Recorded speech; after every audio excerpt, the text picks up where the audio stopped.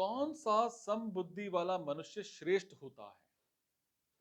सुहृद, मित्र, vary, उदासीन, मध्यस्थ, द्वेष्य और संबंधियों में और साधु आचरण करने वालों में और पाप आचरण करने वालों में भी समबुद्धि वाला मनुष्य श्रेष्ठ होता है।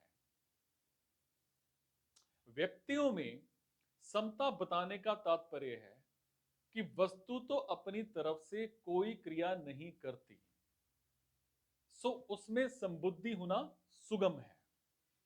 परंतु व्यक्ति तो अपने लिए और दूसरों के लिए भी क्रिया करता है, सो उसमें समबुद्धि होना कठिन है। इसीलिए व्यक्तियों के आचरणों को देखकर भी जिसकी बुद्धि में, विचार में कोई विषमता या पक्षपात नहीं होता, ऐसा समबुद्धि वाला पुरुष श्रेष्ठ है। जो माता की तरह हो पर ममता रहित होकर बिना किसी कारण के सबका हित चाहने चाहने के और हित करने के संभाव वाला होता है, उसको सुहृद कहते हैं। और जो उपकार के बदले उपकार करने वाला होता है, उसको मित्र कहते हैं।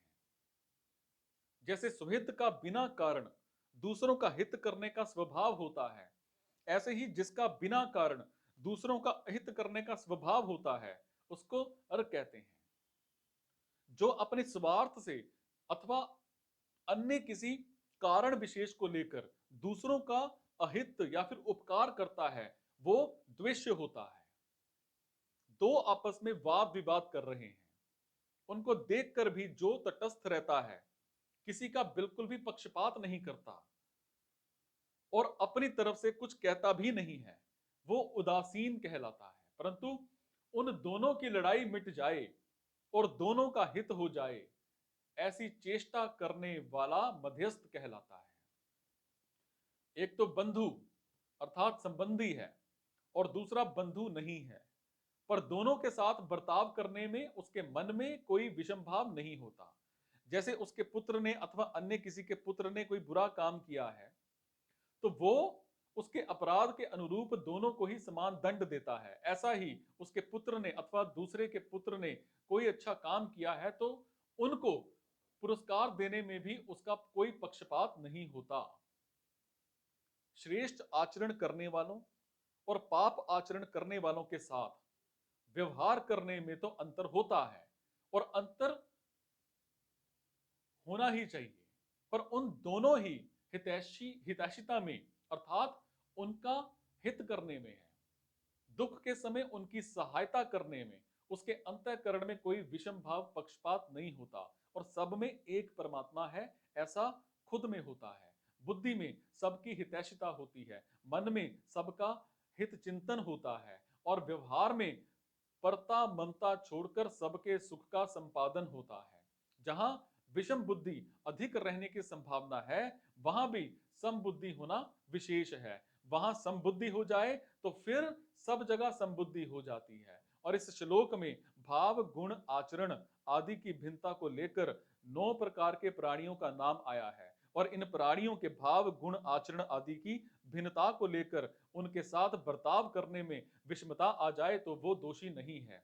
कारण कि वो बर्ताव तो उनके भाव आचरण परिस्थिति आदि के अनुसार ही है और उनके लिए ही है, अपने लिए नहीं। हालांकि उन सब में परमात्मा ही परिपूर्ण है, इस भाव में कोई फर्क नहीं आना चाहिए और अपनी तरफ से सबकी सेवा बन जाए, इस भाव में कोई अंतर नहीं आना चाहिए। मतलब यह हुआ कि जिस किसी मार्ग से जिसको तत्वबोध हो जाता है, उसकी सब जगह समबुद्धि हो जाती है। मतलब किसी भी जगह पक्षपात ना होकर समान रीति से सेवा और हित का भाव हो जाता है। जैसे भगवान संपूर्ण प्राणियों के सुहृद हैं, ऐसे ही वो सिद्ध कर्मयोगी भी संपूर्ण प्राणियों का सुहृद हो जाता है।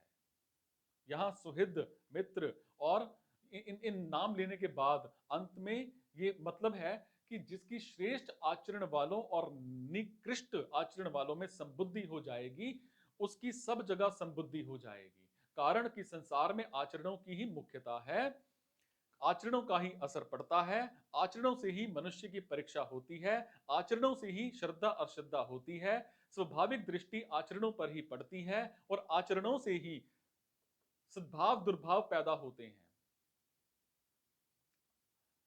श्रेष्ठ आचरण वाले और निकृष्ट आचरण वाले, इन दोनों में समता हो जाएगी तो फिर सब जगह समता हो जाएगी। इन दोनों में भी श्रेष्ठता, आचरण वाले पुरुषों में तो सद्भाव होना सुगम है, पर पाप आचरण वाले पुरुषों में सद्भाव होना कठिन है। सो भगवान ने यहां अपच, दो अपव्ययों का प्रयोग किया है, जिसका मतलब है और पाप आचरण करने वालों में भी जिसकी संबुद्धि है वो श्रेष्ठ है। यहां दिखने वालों को लेकर देखने वालों की स्थिति का वर्णन किया गया है। देखने वालों में जो संबुद्धि होती है वो हरेक को दिखती है या दिखती नहीं, पर साधक के लिए तो वही मुख्य है, क्योंकि साधक मैं अपनी दृष्टि से कैसा हूं ऐसे अपने आप को देखता है। इसीलिए अपने आप से अपना उद्धार करने के लिए कहा गया है। संसार में प्रायः दूसरों के आचरणों पर ही दृष्टि रहती है।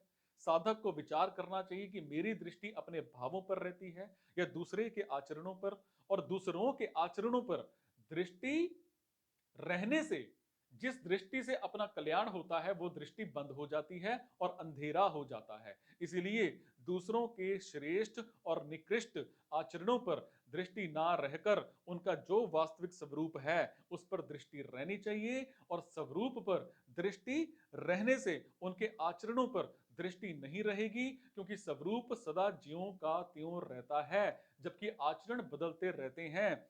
सत्य तत्व पर रहने वाली दृष्टि भी सत्य होती है, परंतु जिसकी दृष्टि सिर्फ आचरणों पर ही रहती है उसकी दृष्टि असत्य पर रहने से असत ही होती है।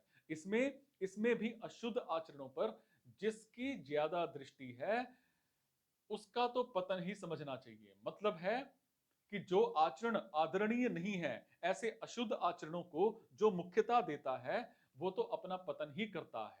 अतः भगवान ने यहां अशुद्ध आचरण करने वाले पापी में भी संबुद्धि वाले को श्रेष्ठ बताया है, कारण कि उसकी दृष्टि सत्य तत्व पर रहने से उसकी दृष्टि में सब कुछ परमात्म तत्व ही रहता है। फिर आगे चलकर सब कुछ नहीं रहता, सिर्फ परमात्म तत्व ही रहता है। उसी की यहां महिमा गाई गई है।